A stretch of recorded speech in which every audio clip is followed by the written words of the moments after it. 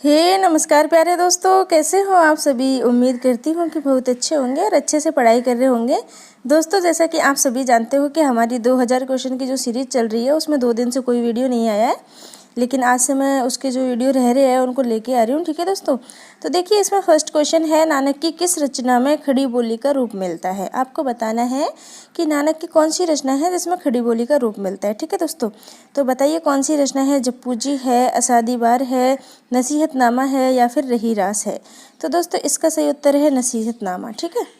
खालसा पंथ की स्थापना किसने की। आपको बताना है कि खालसा पंथ की स्थापना किसने की।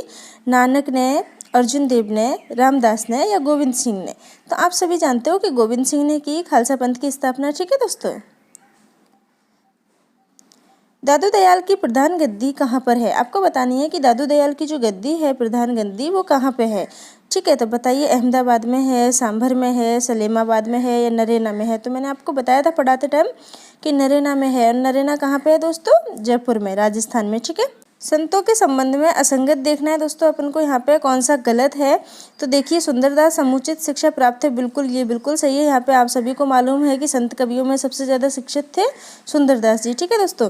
रज्जब सैनिक शिक्षा प्राप्त है, नहीं दोस्तों, कोई सैनिक शिक्षा प्राप्त नहीं कर रखी थी इन्होंने, ये यहाँ पे गलत हो जाएगा। नामदेव का गुजरात से संबंध था, बिल्कुल सही है। जसनाथ ने 36 नियमों पर बल दिया, ये भी सही है। ठीक है दोस्तों, तो हमारा ये वाला गलत हो जाएगा यहाँ पे, मत असंगत। ठीक है। कौन सा सूफी संप्रदाय भारत में प्रचलित नहीं है। आपको बताना है कि इनमें से कौन सा सूफी संप्रदाय ऐसा है जो भारत में प्रचलित नहीं है। ठीक है, तो बताइए शतारी है, चिश्ती है, कादरी है या फिर है सुहरावर्दी। तो दोस्तों इसका सही उत्तर है यहाँ पे शतारी, ये भारत में प्रचलित नहीं है। ठीक है। देखिए इस क्वेश्चन में क्या पूछा गया है, किस काव्य में लौकिक से अलौकिक प्रेम की अभिव्यंजना हुई है। बताइए दोस्तों कौन सा काव्य है जिसमें लौकिक से अलौकिक प्रेम की व्यंजना हुई है। तो आपने सूफी काव्य अगर थोड़ा सा भी पढ़ा होगा तो आपको मालूम है कि ये सूफी काव्य में हुई है लौकिक से अलौकिक प्रेम की व्यंजना। ठीक है, हम अभी स्टार्ट करने वाले हैं। आज आपके संत काव्य के जितने भी महत्वपूर्ण क्वेश्चन है मैं सभी आपके सामने ले आऊँगी और कल से हमारा सूफी काव्य स्टार्ट हो जाएगा। ठीक है दोस्तों। चंदायन में लोरक की पूर्व पत्नी का नाम है। आपको बताना है कि चंदायन में जो लोरक की पूर्व पत्नी है उसका नाम क्या है। तो दोस्तों उसका नाम है मैना। ठीक है। वासुदेव शरण अग्रवाल द्वारा संपादित जयसी कृत पद्मावत में कुल कितने खंड है। दोस्तों देखिए कितनी बात यहाँ पे आपको इस क्वेश्चन में बता दी गई है कि वासुदेव शरण अग्रवाल ने तो इसको संपादित किया है। ठीक है, और जायसी की रचना है कौन सी, पद्मावत। और आपसे पूछ लिया खंड कितने, तो देखिए 4 क्वेश्चन यहाँ पे क्लियर हो रहे हैं आपके। तो दोस्तों इसमें है 58 खंड। ठीक है।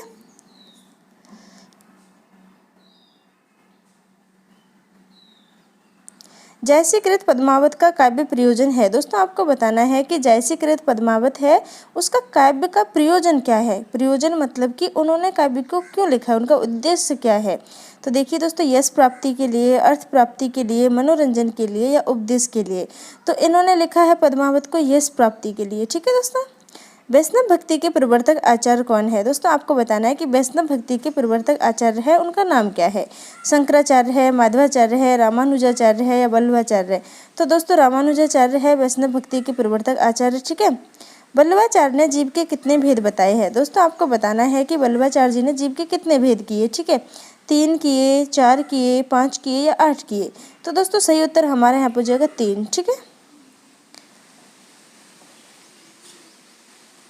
आचार्य रामचंद्र शुक्ल ने किस रचना के संबंध में कहा कि कवि ने इस रचना में जायसी का पूरा अनुकरण किया है। बताइए दोस्तों ऐसा कौन सी रचना के बारे में कहा है आचार्य रामचंद्र शुक्ल जी ने कि इन्होंने पूरी तरह जायसी का अनुकरण किया है। तो ये कहा है इन्होंने चित्रावली के लिए। ठीक है दोस्तों। आचार्य रामचंद्र शुक्ल ने किस रचना के संबंध में कहा है कि इस ग्रंथ में सूफी पद्धति का अंतिम ग्रंथ मानना चाहिए। दोस्तों ऐसा किसके लिए कहा है कि इस रचना को, मतलब इस ग्रंथ को सूफी जो काव्य है उसका अंतिम ग्रंथ मानना चाहिए आचार्य रामचंद्र शुक्ल जी ने। तो ये कहा है इंद्रावती के लिए। ठीक है दोस्तों। किस काव्य में इतिहास कल्पना का संयोग है। दोस्तों कौन सा काव्य है जिसमें इतिहास कल्पना का संयोग मिलता है। तो आप पढ़ोगे आगे कि सूफी काव्य में मिलता है। ठीक है। किस कवि ने प्रेमाख्यान लिखे। नहीं दोस्तों यहाँ पे ये नहीं है, किस कवि ने 29 की बात हुई है। ठीक है, यहाँ पे मैं भूल गई लिखते टाइम। तो यहाँ पे ये क्वेश्चन इस तरह से है, किस कवि ने 29 प्रमख्यान लिखे। ठीक है दोस्तों, तो इसका जो सही उत्तर हो जाएगा वो हो जाएगा नियामत खां। ठीक है दोस्तों, इसको चेक कर लेना आप, किस कवि ने 29 प्रमख्यान लिखे, ये इस प्रकार से है क्वेश्चन। दोस्तों यहाँ पे आपको करनी है असंगत की पहचान। ठीक है, तो देखिए नारायण दास की चिताई वार्ता ये बिल्कुल सही है दोस्तों। नूर मोहम्मद की जोतुल हकायक ये भी सही है।